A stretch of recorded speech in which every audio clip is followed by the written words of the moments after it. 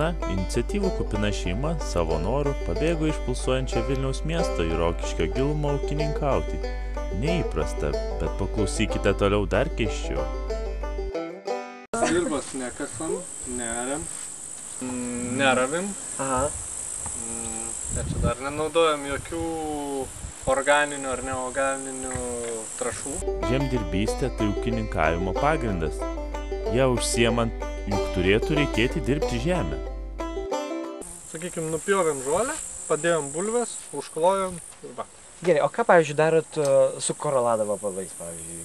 Šiemet mes jų turėjom, bet paprastai jų net nebūna, nes augalas gaudamas tą mitybą, būtent subalansuotą ir tokią, kokia jinai turėtų būti, jisai tiesiog yra pats atsparus.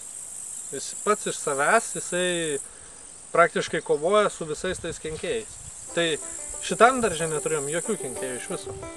Kopūstų net neparagavo čia. Kai kuriuos, vieną kitą. Bet praktiškai visiškai jokių kenkėjų, jokių lygų ir panašiai. Kas čia per stebuklai? Ar taip įmanoma? Mes atsižvelgiam į augalo mitybą. Svarbiausia yra duoti augalui optimalią mitybą. Augalas maitinasi, tikriausiai bet kurio ūkininko paklausus, jis neatsakytų tikriausiai tą klausimą, kuo maitinasi augalas. Tai vat, mes į tą labai kreipiam dėmesį ir auginam ne daržovės, auginam žemės paviršių, tai yra paklotę, vat šito daiktą. Visos daržovės praktiškai šitoj organikoje ir auga. Ar tikrai toks sodininkavimas neša derlių?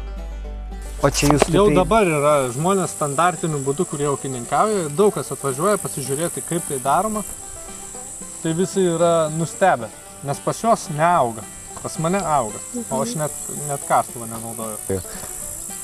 Iš pradžių, anksti pavasarį, tai visi, tokie su pašai pažiūrėjo. Netgi pravardę gavom kaime, šiaudiniai. O dabar, kai jau mato, kai mes valgom viską po truputį iš daržo, tai jau dabar nesupranta, žiūri atsargiau, bet žodžiu, jau nebesišaipa. Šito būdu galima pasiekti dvigubai didesnį derlių. Puiku, užsiauginate tiek, kad užtenka pavalgyti, truputį dar parduodate. Ir kas iš to? Juk kaime mažai veiklos, gyvenimas čia apmiręs, visi šiais laikais bando iš jo pabėgti. Į miestą galima bet kada. Laukia išskėtas rankas, naujų vergų. O į kaimą išvažiuoti, jau čia yra sunkiau. Ir čia jūs beveik savo miestelį kursi? Praktiškai tą kaimą mes planuojam prikelti iš numirų. Kuo jis vardu yra? Šikšnių kaimas.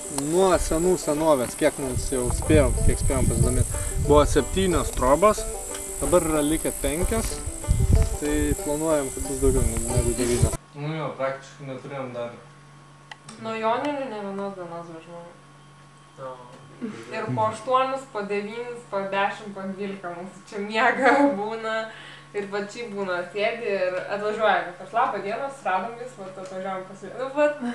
Taip, viskas vyksta ir labai daug žmonių susiranda, rašo ir kažkaip. Sutinku, gyvenate linksmai, veiklos čia tikrai netrūksta, tačiau kaip sąskaitos už elektrą, žiemą šildymas, o be to dar dažno naudojimo reikmenys, juk tam reikia pinigų užsidirbti.